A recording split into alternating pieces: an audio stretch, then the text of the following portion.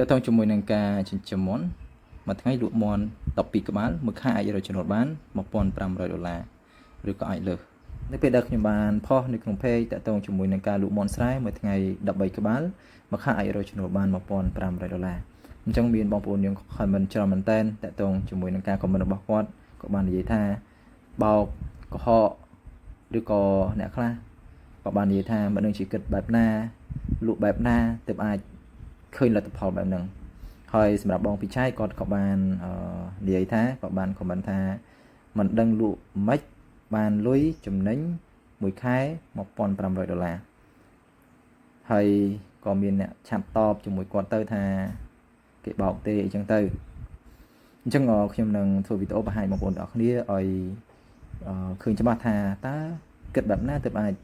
រកចំណូលបានប៉ុណ្ណឹងបើសិនជាយើងមានមាន់មួយថ្ងៃលក់13ក្បាលប្រចាំថ្ងៃ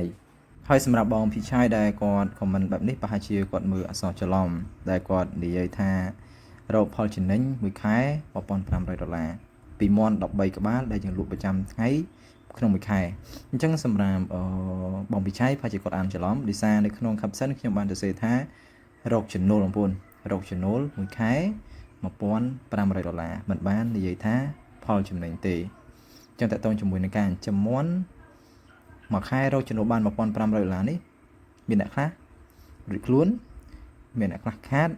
ហើយមានអ្នកខ្លះចំណេញតិចតួចហើយនឹងមានអ្នកខ្លះគាត់អាចចំណេញ$1,000ឬក៏លើសពី$1,000ចឹងអាស្រ័យទៅលើការចិញ្ចឹមរបស់បងប្អូនទេអាស្រ័យទៅលើប្រព័ន្ធឬក៏ការរៀបចំចិញ្ចឹមពវល់ជាមួយចំណីទេបើសិនជាបងប្អូនអាចពវល់ជាមួយចំណីបានច្រើនបងប្អូនកាន់តែចំណេញប៉ុន្តែបើសិនជាបងប្អូនអត់ចេះចិញ្ចឹមពវល់ជាមួយចំណីទេបងប្អូនប្រើចំណីបាវបងប្អូនអាចខាតឬក៏អាចរួចខ្លួនឬក៏ខ្លាំងបំផុតចំណេញតិចតួចអញ្ចឹងបងប្អូនមកឆ្លើយសំណួររបស់បងប្អូនយើងដែលគាត់សួរតើតើជាមួយនឹងការចិញ្ចឹមមាន់មួយថ្ងៃលក់13ក្បាលមួយខែអាចរកចំណូលបាន$1,500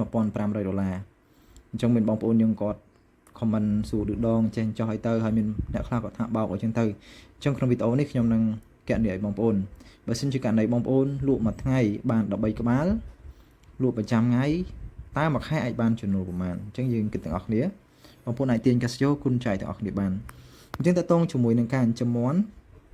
ជាធម្មតាយើងចិញ្ចឹមមាន់លក់យើងលក់ទម្ងន់មាន់មួយក្បាលចន្លោះ1គីឡូមួយខាំ 1.1 ដល់ 1.6 អញ្ចឹងសម្រាប់ទម្ងន់មាន់យើងលក់គីឡូនេះគឺល្អលក់ទម្ងន់នេះគឺល្អ1គីឡូមួយខាំគឺចាប់ដើមមានគេទិញហើយ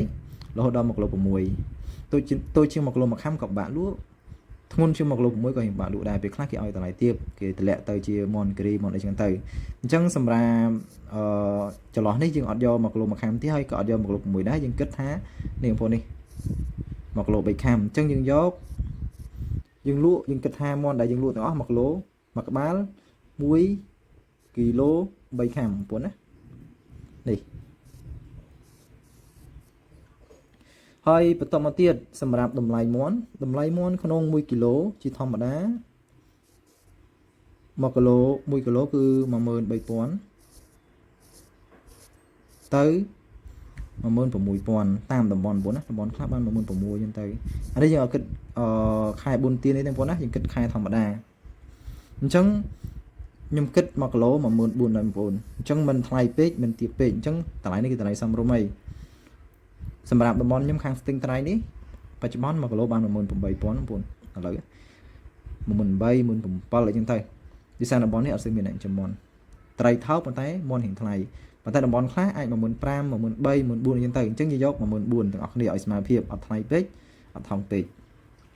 អញ្ចឹងបងប្អូនសម្រាប់ការគិតបងប្អូនយក13ក្បាលបងប្អូនគុណជាមួយនឹង1គីឡូ3ខាំហើយបន្តមកទៀតបងប្អូនគុណជាមួយនឹង$14,000រៀលនេះ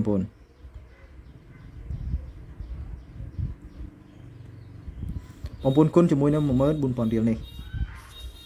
បងណាទៅ10,000ដូចសារពណ៌ស្តៀងគ្នាហើយបងប្អូនគុណទៅនឹងឃើញនេះចំនួនលុយអញ្ចឹង13ក្បាលគុណជាមួយនឹង1គីឡូ3ខាំ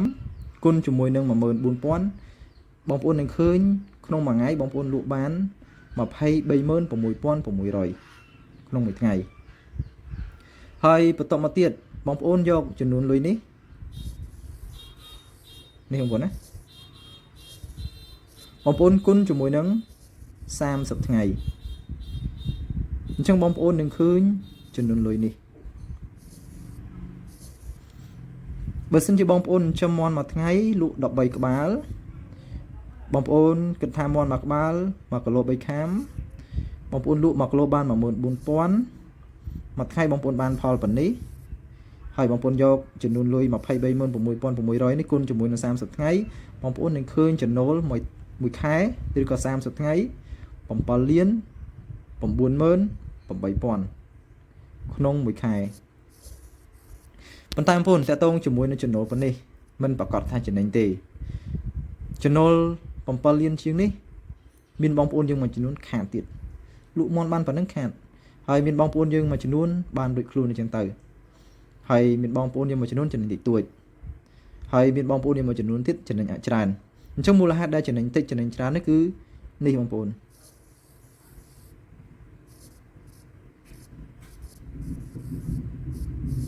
ចំណៃបងប្អូនបើសិនជាបងប្អូនប្រើចំណៃផ្សារចំណៃបាវបងប្អូនត្រៀមខាតឬក៏រួចខ្លួនហើយបើសិនជាបងប្អូនផ្សំខ្លួនឯងបើសិនជាវត្ថុធាតុដើមធូរបងប្អូនអាចចំណេញធូរកាន់តែច្រើនកាន់តែធូរកាន់តែចំណេញច្រើនប៉ុន្តែបើសិនជាវត្ថុធាតុដើមរៀងថ្លៃដែរបងប្អូនអាចរួចដើមឬក៏ចំណេញតិចតួចដោយសារវត្ថុធាតុដើមមួយចំនួនណាបងប្អូននៅពេលដែលយើងទិញមកផ្សំសណ្ដែកសៀងពោតអីចឹងពេលខ្លះគុណចែកទៅស្មើនឹងចំណេញបាវស្មើគ្នាអញ្ចឹងធ្វើបើសិនជាអញ្ចឹងបែបហ្នឹងគឺអត់ចំណេញទេបើសិនជាជួបបញ្ហាបែបហ្នឹងណាបងប្អូនអត់ចំណេញទេអញ្ចឹងតកតងជាមួយនឹងការចិញ្ចឹមនេះបើសិនជាបងប្អូនចង់ចំណេញបងប្អូនផ្ដោតទៅលើផ្សំចំណី